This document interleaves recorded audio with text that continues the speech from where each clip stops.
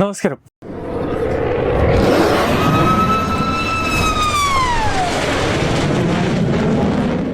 ജമ്മു കാശ്മീരിലെ സാംബ ജില്ലയിലെ അന്താരാഷ്ട്ര അതിർത്തിയിൽ 7 ജെയ്ഷെ മുഹമ്മദ് ഭീകരരെയാണ് BSF വധിച്ചത്.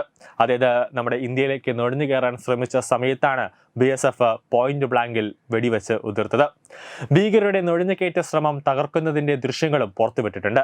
വ്യാഴാഴ്ച രാത്രിയാണ് നുഴഞ്ഞുകയറ്റ ശ്രമം തകർത്തതെന്നാണ് BSF ജമ്മു എക്സിലൂടെ അറിയിച്ചത്.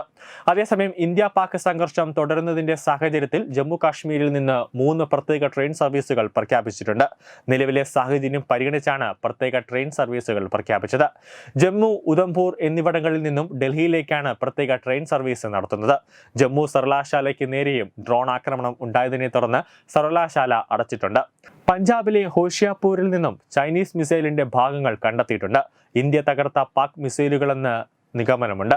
ഹോഷിയാപൂരിലെ കുന്നിൽ പ്രദേശത്ത് നിന്ന് മിസൈൽ കണ്ടെത്തിയ വിവരം പ്രദേശവാസികളാണ് പോലീസിനെ അറിയിച്ചത്. വിവരം ലഭിച്ചതിനെ തുടർന്ന് പോലീസ് സ്ഥലത്തെത്തിയിട്ടുണ്ട്. ജമ്മു, പഞ്ചാബ് ഉൾപ്പെടെ വിവിധ മേഖലയിലേക്ക് മിസൈലുകൾ തൊടുത്ത് പാകിസ്ഥാൻ നടത്തിയ ആക്രമണം നീക്കത്തിന് കനത്ത തിരിച്ചടിയാണ് ഇന്ത്യ ഇന്നലെ നൽകിയത്. രാത്രി 8 മണിയോടെ ആരംഭിച്ച ഡ്രോൺ ആക്രമണം S-400 കവച് പ്രതിരോധ സംവിധാനം ഉപയോഗിച്ച് അന്തരീക്ഷത്തിൽ വച്ച് തന്നെ ഇന്ത്യ നിർവീര്യമാക്കി. ഇന്ത്യ തദ്ദേശീയമായി വികസിപ്പിച്ച ആകാശ് മിസൈൽ പ്രതിരോധ സംവിധാനം പഞ്ചാബ്, ജമ്മു കാശ്മീർ അതിർത്തികളിൽ കൂടുതൽ സജ്ജമാക്കിയിട്ടുണ്ട്. പ്രതിരോധ മന്ത്രി രാജ്നാഥ് സിംഗ് സംയുക്ത സേനാ തലവന്മാരുമായി കൂടിക്കാഴ്ച നടത്തി. അമിത്ഷാ വിളിച്ച ഉന്നതതല യോഗത്തിൽ ദേശീയ സുരക്ഷാ ഉപദേഷ്ടാവ് അജിത് ഡോവൽ പങ്കെടുത്തു. അതേസമയം പ്രകോപനം തുടർന്നാൽ പാകിസ്ഥാന് ഇരട്ടി പ്രഹരം നൽകാൻ ഇന്ത്യ തീരുമാനിച്ചിട്ടുണ്ട്. സംയുക്ത സൈനിക മേധാവിയും സേനാ മേധാവിയുമാരുമായി പ്രതിരോധ മന്ത്രി നടത്തിയ ചർച്ചയിൽ ആക്രമണം കടുപ്പിക്കാനാണ് തീരുമാനിച്ചിട്ടുള്ളത്. യോഗത്തിൽ നടന്ന ഒരു തീരുമാനത്തിൽ പ്രതിരോധ മന്ത്രി പ്രധാനമന്ത്രിയെല്ലാം ധരിപ്പിക്കും.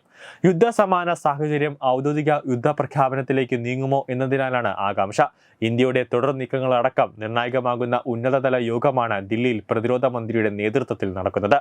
നിലവിലെ സുരക്ഷാ സാഹചര്യം അടക്കം യോഗത്തിൽ ചർച്ചയായി. സൈനിക മേധാവിമാരും പ്രതിരോധ മന്ത്രി രാജ്നാഥ് സിംഗ് അടക്കമുള്ളവർ യോഗത്തിനിടെ ചിരിക്കുന്ന ചിത്രമാണ് കേന്ദ്രം പുറത്തുവിട്ടത്. സംയുക്ത സേനാ മേധാവി ജനറൽ അനിൽ ചൗഹാൻ, കരസേനാ മേധാവി general Upendra Trivedi, air chief marshal AP Singh, നാവികസേനാ മേധാവി അഡ്മിറൽ ദിനേശ് K ത്രിപാഠി എന്നിവർ യോഗത്തിൽ പങ്കെടുത്തു. അതായത് ശക്തമായ ഒരു തിരിച്ചടി തന്നെയാണ് ഇന്ത്യ കൊടുത്തത്. അതിന്റെ ഒരു സന്തോഷം തന്നെ ഉണ്ടാകും. കാര്യം അന്ന് 26 വിനോദസഞ്ചാരികളെ പാകിസ്ഥാൻ തീവ്രവാദികൾ മതം ചോദിച്ചു കൊന്നപ്പോൾ അവരൊരു ആഘോഷം നടത്തിയിട്ടുണ്ടായിരുന്നു.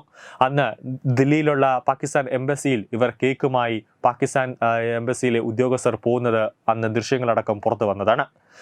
അതിനുശേഷം നമ്മൾ തന്നെ ചെയ്തത് തിരിച്ചടിയാണ്. നമ്മൾ തിരിച്ചടിച്ചപ്പോൾ പാകിസ്ഥാനിലെ നിരപരാധികളായ ഒരു മനുഷ്യന് പോലും അവരുടെ സ്വത്തുക്കൾക്ക് പോലും ഒരു നാശനഷ്ടമുണ്ടാകാതെ രാജ്യത്തും നിരപരാധികളായ ജനങ്ങളെ കൊന്നൊടുക്കുന്ന ലോകത്തെ തന്നെ തകർക്കാനായിട്ട് കച്ചകെട്ടിയിറങ്ങിയ തീവ്രവാദികളായ നരാധമന്മാരെ, ജെയ്ഷെ മുഹമ്മദിനെ പോലെ, അൽ-ഖ്വയ്ദയെ പോലെ, അതോടൊപ്പം തന്നെ ടോയ്ബയെ പോലെയുള്ള തീവ്രവാദ സംഘടനകളെയാണ് നമ്മൾ മുച്ചിഷ്ടം തകർത്ത് തരിപ്പണമാക്കിയത്, മിസൈലുകളുണ്ടും റോക്കറ്റുകൾ കൊണ്ടും.